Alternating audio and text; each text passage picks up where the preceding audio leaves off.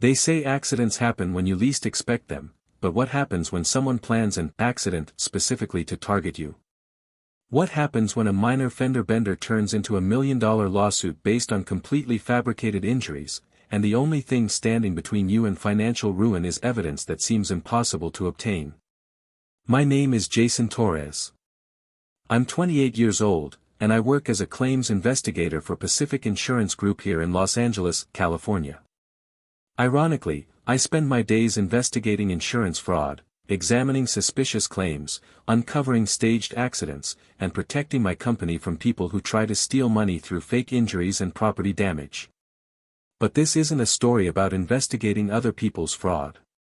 This is about the day I became the target of the most sophisticated insurance scam I'd ever encountered, and how my professional expertise in fraud detection became the only thing that saved me from losing everything I'd worked for. If this story resonates with you, please hit that like button and tell me in the comments where you're listening from. Anyone who drives needs to hear this story. Your support means everything to me. Tuesday, September 14th, 2023, started like any other workday. I was driving my 2019 Honda Civic East on Wilshire Boulevard at 8:15 a.m., heading to my office in downtown LA to review a suspicious workers' compensation claim. The traffic was typical for morning rush hour, stop and go, but moving steadily. I was listening to a podcast about forensic accounting, mentally preparing for a complex case involving a construction worker who claimed he couldn't lift more than 10 pounds but had been filmed moving furniture for his neighbor. As a fraud investigator, I'm naturally observant about driving patterns and potential staged accidents.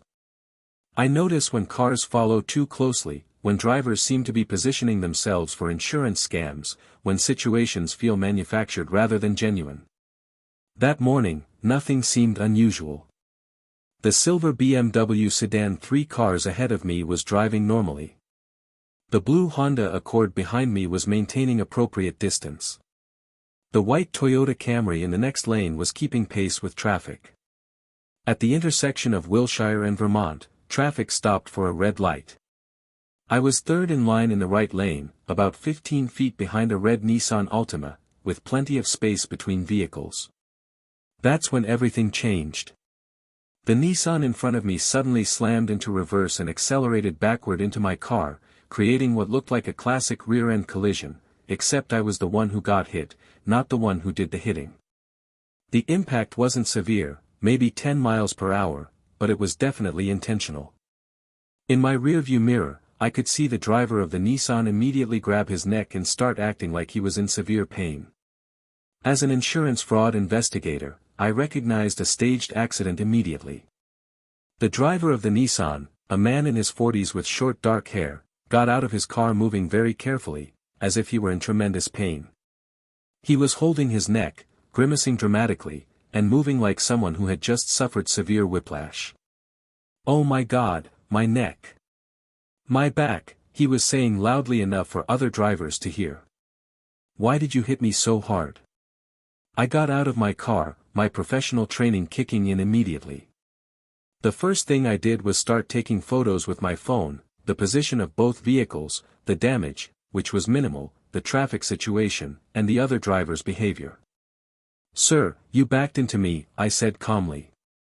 "You were stopped at the red light, then you put your car in reverse and hit my vehicle." "What are you talking about?" he replied, his voice full of apparent pain and confusion. "You rear-ended me.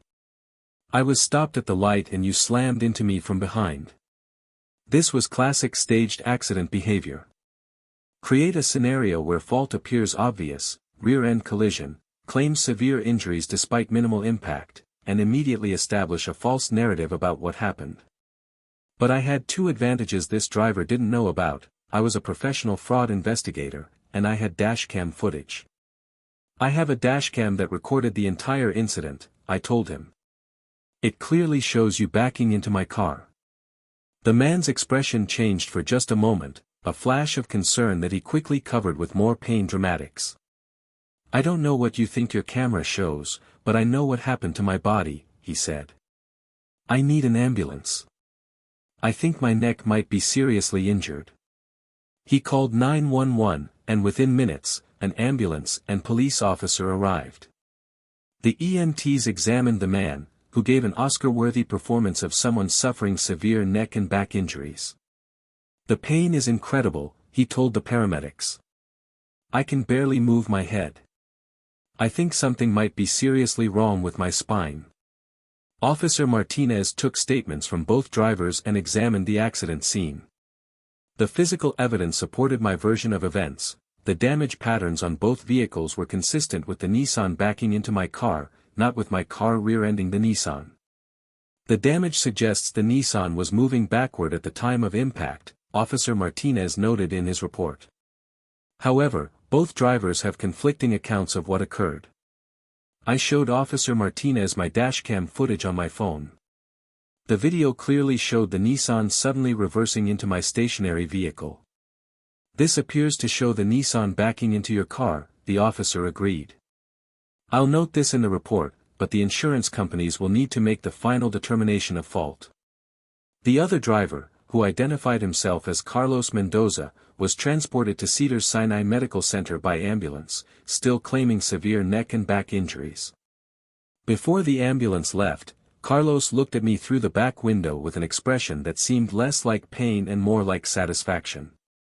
As an insurance fraud investigator, I knew exactly what was happening. Carlos had deliberately caused an accident, was claiming severe injuries from a minor impact, and was setting up what would likely be a significant injury lawsuit. But what I didn't know yet was how sophisticated and far-reaching his scam actually was. 3 days after the accident, Carlos's attorney contacted my insurance company with a formal injury claim.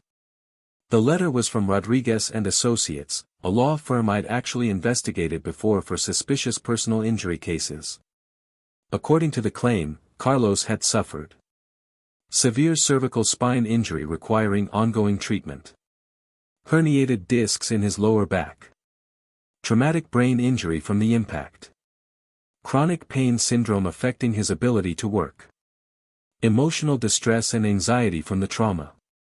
The medical documentation was extensive. Carlos had been treated by Dr. Patricia Vega, a chiropractor in East LA who had a history of providing questionable medical opinions in personal injury cases.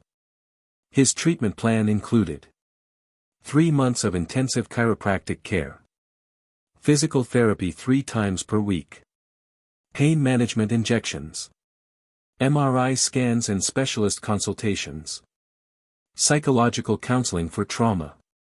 The total medical expenses claimed were already $47,000, and the treatment was ongoing. But the real shock came with the settlement demand, $850,000 for pain and suffering, lost wages, and future medical expenses. Nearly $1 million for a 10 miles per hour impact that had caused virtually no property damage. As someone who investigated these claims professionally, I recognized all the red flags. But as the defendant in the case, I was powerless to investigate it myself due to conflict of interest. My insurance company assigned the case to an outside investigator, but I continued monitoring the situation because my professional reputation and personal finances were at stake. During the discovery process, Carlos provided employment records showing he was a construction supervisor earning $75,000 annually before the accident. He claimed the injuries prevented him from performing physical work, resulting in lost income and reduced earning capacity. His medical records painted a picture of someone whose life had been completely destroyed by the accident. Dr. Vega's reports described Carlos as being in constant, debilitating pain that prevented him from basic daily activities. The psychological evaluation claimed Carlos was suffering from PTSD, depression, and anxiety directly related to the car accident. But there were inconsistencies that my trained eye caught immediately. Carlos's medical records showed he'd been treated for back problems by the same chiropractor 6 months before our accident.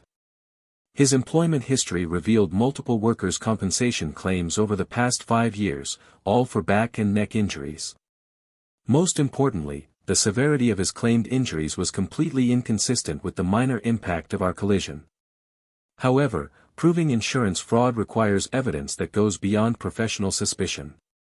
I needed documentation that Carlos was lying about his injuries and limitations. Even though I couldn't officially investigate my own case, I started documenting Carlos's activities whenever I encountered him around the city. As an insurance investigator, I knew how to conduct surveillance legally and effectively. 3 weeks after the accident, I saw Carlos at a Home Depot in East LA. According to his medical records, he could barely walk and couldn't lift more than 5 pounds due to his severe back injuries. But I watched him load a 50-pound bag of concrete mix into his cart, then lift multiple bags into his truck without any apparent difficulty or pain. I discreetly filmed this activity from across the parking lot, making sure to capture clear footage of Carlos performing activities that directly contradicted his claimed limitations. A week later, I spotted Carlos at a construction site in Glendale.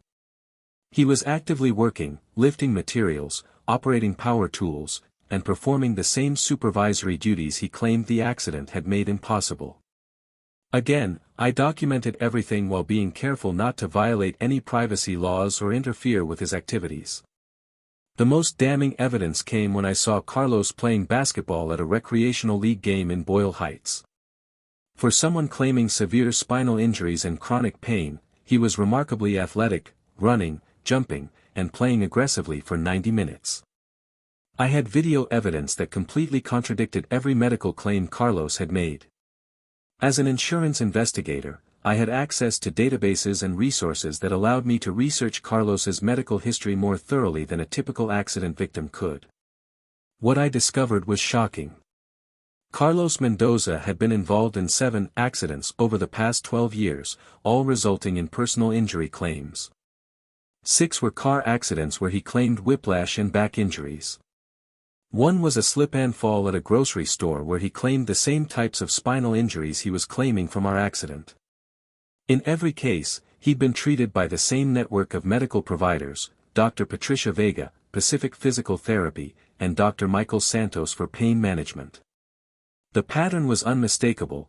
Carlos was a professional personal injury claimant who worked with a network of medical providers willing to document whatever injuries he claimed to have. But it got worse. I discovered that Carlos's attorney, Maria Rodriguez, had represented him in 4 of his previous injury cases.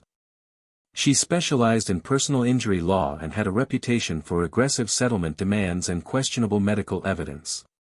This wasn't just insurance fraud, it was systematic, organized, and involving multiple professionals who were all profiting from fabricated injury claims. I presented my surveillance evidence and background research to my insurance company's legal team. They were amazed by the comprehensiveness of the fraud scheme. This is one of the most sophisticated personal injury fraud operations we've encountered, my company's attorney told me. Carlos and his team have been running this scam for over a decade. Instead of simply fighting Carlos's claim, my insurance company decided to file criminal fraud charges and pursue a comprehensive investigation of the entire network. We hired a private investigation firm to conduct professional surveillance of Carlos, documenting his daily activities over a 6-week period. The results were exactly what I expected. Carlos was working full-time in construction, playing recreational sports, and performing activities that would be impossible for someone with the injuries he claimed to have suffered. We also investigated Dr. Vega's practice and discovered a pattern of questionable medical opinions in personal injury cases. Her diagnoses were consistently more severe than other medical professionals would support, and her treatment recommendations were always expensive and long-term. Armed with overwhelming evidence of fraud, my insurance company's attorneys scheduled a deposition with Carlos. I was allowed to observe, even though I couldn't participate directly. Carlos arrived at the law office with his attorney, still maintaining his injured persona. He walked slowly, wore a neck brace, and grimaced frequently as if in constant pain. During the deposition, Carlos repeated all of his injury claims under oath. He testified that he could barely walk, couldn't lift more than 5 pounds, and was unable to work due to the severe injuries from our accident. The pain is constant, he testified. Every day is a struggle just to get out of bed. This accident has destroyed my life. Then my insurance company's attorney began showing the surveillance footage. Video of Carlos loading 50-pound concrete bags at Home Depot. Video of Carlos working construction, lifting materials and operating power tools. Video of Carlos playing basketball, running and jumping without any apparent limitations. Carlos's expression changed dramatically as each video played. His attorney looked increasingly uncomfortable as the evidence mounted. "Mr. Mendoza," the attorney asked, "can you explain how someone with the severe spinal injuries you've described is able to engage in these activities?" Carlos's answer was a masterpiece of desperation and contradiction. He claimed the videos were taken on good days, when his pain was manageable, that he was pushing through the pain to try to maintain some normalcy, and that the physical activities actually helped his injuries. None of these explanations were medically credible given the severity of the injuries he'd claimed. Based on the evidence we'd gathered, the Los Angeles District Attorney's Office filed criminal charges against Carlos for insurance fraud, filing false police reports, and perjury. The investigation expanded to include Dr. Vega and Attorney Rodriguez, both of whom were found to be part of the systematic fraud scheme. Dr. Vega had been providing false medical diagnoses and unnecessary treatments to support fraudulent injury claims. Her medical license was suspended pending investigation. Attorney Rodriguez had been knowingly filing false injury claims and coaching clients on how to maximize settlements through exaggerated symptoms. She faced disciplinary action from the state bar. But the most satisfying part was learning that Carlos's entire fraud network was being dismantled. Investigators found that Carlos and his associates had defrauded insurance companies out of more than $2.3 million over 12 years through staged accidents and fabricated injury claims. Carlos's criminal trial took place 8 months after our original accident. I testified as both a victim and an expert witness, explaining how I'd recognized the staged accident and documented the subsequent fraud. The evidence against Carlos was overwhelming. Dashcam footage showing him deliberately backing into my car. Surveillance footage contradicting all of his injury claims. Medical records showing a pattern of identical injury claims over multiple years. Financial records proving he profited from multiple fraudulent settlements. Carlos's defense was that he'd genuinely been injured in our accident and that his other injury claims were unrelated coincidences. The jury didn't buy it. Carlos was convicted of insurance fraud, filing false police reports, and perjury. He was sentenced to 3 years in prison and ordered to pay $2.3 million in restitution to the insurance companies he defrauded. Dr. Vega was convicted of healthcare fraud and lost her medical license permanently. Attorney Rodriguez was disbarred and faced her own criminal charges for participating in the fraud scheme. The Carlos Mendoza case became a landmark example of systematic personal injury fraud in California. The case was studied by insurance investigators, law enforcement agencies, and legal professionals as an example of how organized fraud networks operate. I was invited to speak at insurance industry conferences about recognizing and investigating staged accidents. The surveillance techniques and evidence-gathering methods I'd used became part of training programs for new investigators. Most importantly, the case led to changes in how insurance companies investigate personal injury claims. The red flags I'd identified, multiple previous claims, network of related medical providers, injuries inconsistent with impact severity, became standard screening criteria. But the experience also changed how I view the insurance system. Carlos's fraud wasn't just about stealing money, it was about undermining the entire concept of insurance, making coverage more expensive for everyone and creating suspicion around legitimate injury claims. 2 years after the accident, I received notification that Carlos was being released from prison after serving 18 months of his 3-year sentence. As part of his parole conditions, he was required to maintain steady employment and make monthly restitution payments. I also learned that his fraud conviction had been shared with insurance industry databases, making it virtually impossible for him to file future claims without triggering immediate fraud investigations. The experience made me a more effective fraud investigator, but it also made me more aware of my own vulnerability. Anyone can become the target of a sophisticated scam, regardless of their professional expertise or knowledge. I installed multiple dashcams in my car, carry comprehensive insurance coverage, and always document any accident scene thoroughly. But most importantly, I share this story with other drivers to help them recognize and protect themselves from staged accident scams. My name is Jason Torres, and this is the story of how I became the target of a sophisticated insurance fraud scheme, and how my professional expertise in fraud investigation saved me from losing everything to a criminal who had been running the same scam for over a decade. Carlos Mendoza's attempt to defraud me wasn't personal, I was just another target in his systematic criminal enterprise. But his mistake was choosing someone who understood exactly how insurance fraud works and had the skills to fight back effectively. The case reinforced my belief in the importance of the work I do as a fraud investigator. Every fraudulent claim that goes undetected makes insurance more expensive for honest people and undermines trust in the entire system. It also showed me how sophisticated modern fraud schemes have become. Carlos wasn't just an opportunistic criminal, he was running a business, complete with professional networks, repeat customers, in the form of corrupt medical providers, and systematic processes for maximizing profits. But ultimately, the case proved that fraud can be defeated when victims have knowledge, evidence, and persistence. Carlos's scheme worked for 12 years because his previous victims didn't have the expertise to fight back effectively. Today, I continue working as an insurance fraud investigator, using the experience from my own case to help other people who've been targeted by similar scams. I've helped expose 3 other organized fraud networks and recovered millions of dollars in fraudulent claims. The most important lesson from this experience is that knowledge is power. Understanding how fraud works, knowing how to document evidence, and recognizing red flags can protect you from becoming a victim. Thank you for listening to this story about insurance fraud, criminal schemes, and the importance of fighting back against people who try to steal through false claims. If this resonated with you, please hit that like button and share your thoughts in the comments below. Have you ever been targeted by insurance fraud or staged accidents? How did you protect yourself?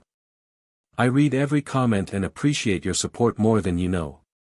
Until next time, remember, document everything, trust your instincts, and never underestimate the sophistication of modern fraud schemes. Your knowledge and vigilance are your best protection against people who make a living stealing from others.